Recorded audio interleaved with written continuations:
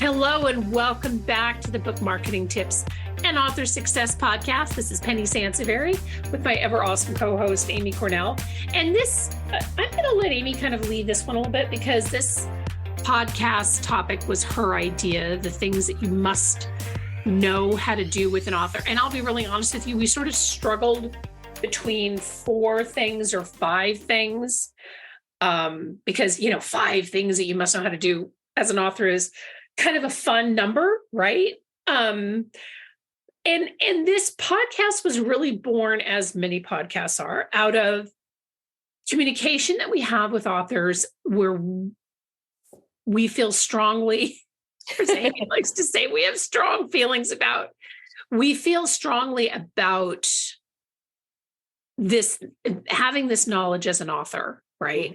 Amy, do you want to kind of lead off with a little bit more of the genesis story, perhaps a little bit more articulate than how I'm sharing it?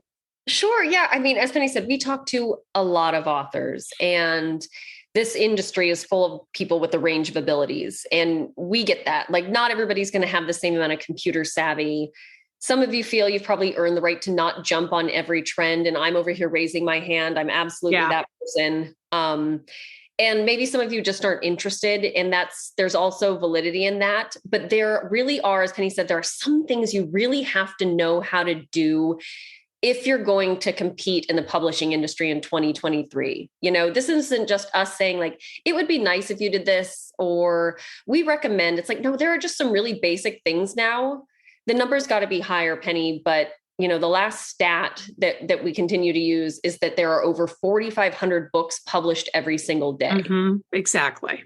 So you really can't come into this willing to be, clueless forever, Right. To learn how to do some basic things. You have to be open to some self-education, because whether you're 17 or 87, the expectations in the industry don't change, and they need to be met if you actually want to get your books in the hands of readers, and didn't just publish a book to check it off your bucket list or because a few of your friends and family are going to buy it.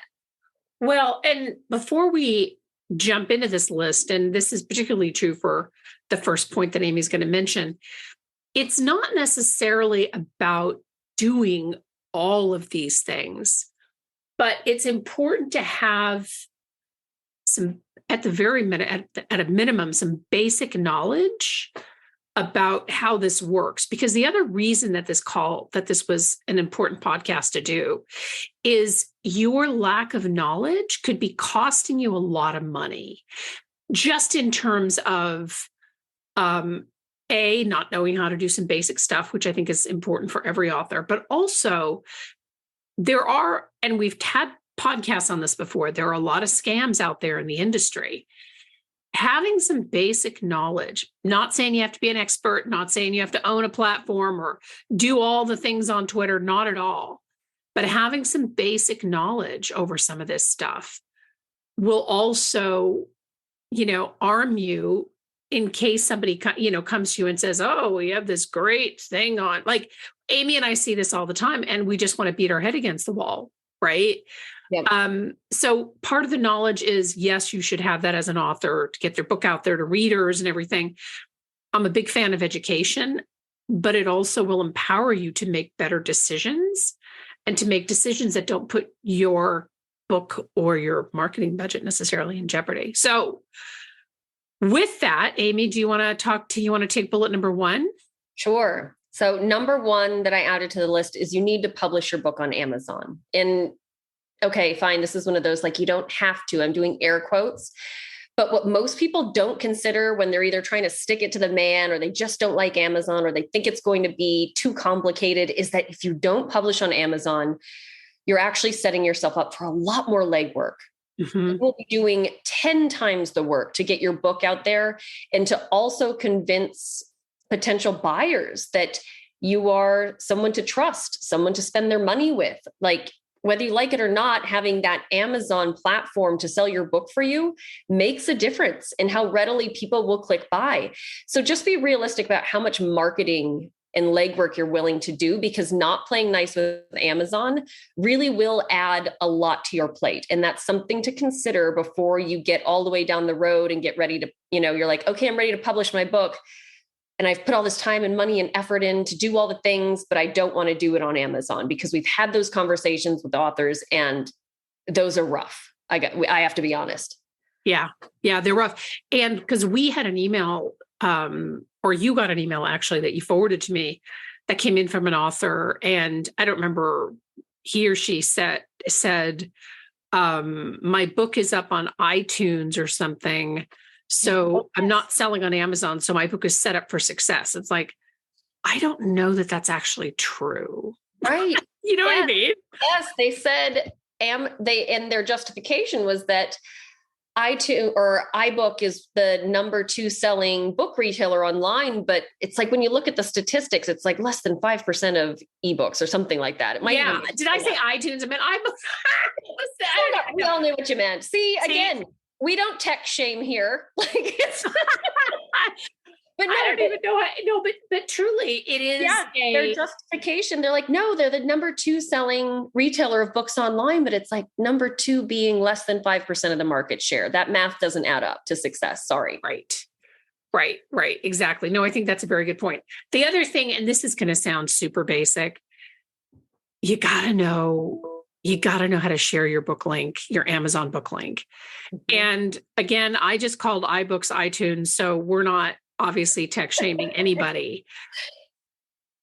As you are sharing so part of the reason why you need to do this is not because when Amy gets an author that contacts her, we're not saying this because it annoys Amy. Amy gets an author that contacts her and they're like, I don't know how to do the link from Amazon. You can find it on Amazon. And I'll tell you what, I get that too, especially like when I teach classes or something. Mm-hmm. People will say, I'll ask them, say, share your book link to Amazon. I don't really know how to do that, but you can search it on Amazon. Here's the problem with that, right? First off, it's a basic skill that you need to know. But if you are leaving it up to the end user who maybe doesn't spell your last name correctly or the title of the book correctly or whatever to find your book, I guarantee you have lost a sale. I guarantee you have lost a sale, right? Mm-hmm. So that's something, look, if you're listening to this, you're like, oh, that's me. I don't know how to do that. Ask somebody to help you. It's a very, very simple thing to do. You would be shocked how many times it made the list. So we get this a lot in terms of authors that don't really know how to do this. Yep. That's 100%. And it is, like you said, Penny, it's just one of those things that if you're not and especially from our perspective, as somebody that is potentially going to help you get the word out about your book, but at a very basic level, you're not even interested enough to figure out how to make it easy for me to check out your book and learn more about it so we can help you. And all these other things, it's like, we can't help but think, how serious are they really about this? You know what I mean? If they don't even know how, if somebody asks them, hey, email me your book link, I'd love to share it with my friends. Are you going to tell them I don't know how to? I hope not, Yeah. To Henny's point, missed out on sales, on exposure, on recommendations, things like that. So that's just one of those very basic things.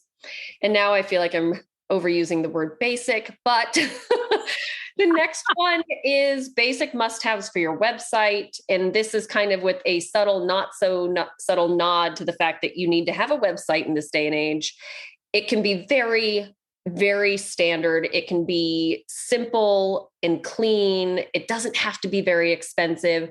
There are amazingly easy to use, easy to navigate, good looking websites out there that you can get for less than $500 if you find the right company to work with. So don't think you need to have a massive investment, but it is your home base. It is like the online version of having a brick and mortar store. It makes you look that much more professional when done well. But you have to keep in mind that consumers are savvy. Everybody shops online now, and they're used to having things easy to navigate and intuitive to use and simple to find exactly what they're looking for so they can make decisions quickly. And that's the standard that you're expected to uphold even as an author. So a bad website that's either dated or doesn't work well, or is just kind of clunky, or the colors are weird and dark and just not enjoyable. It reflects poorly on the quality of your book, which isn't fair to you. And that's just something, that's how consumers view it, whether you like it or not. So your website cannot be just this throwaway, but a great website can also be really inexpensive if you find the right team to work with.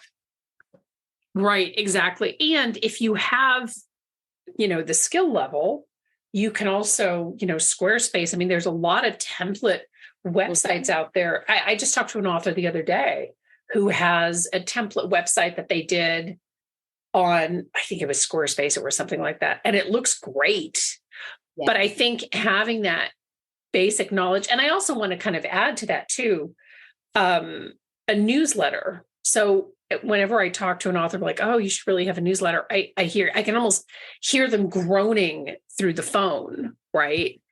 But having a newsletter, knowing how to send the newsletter.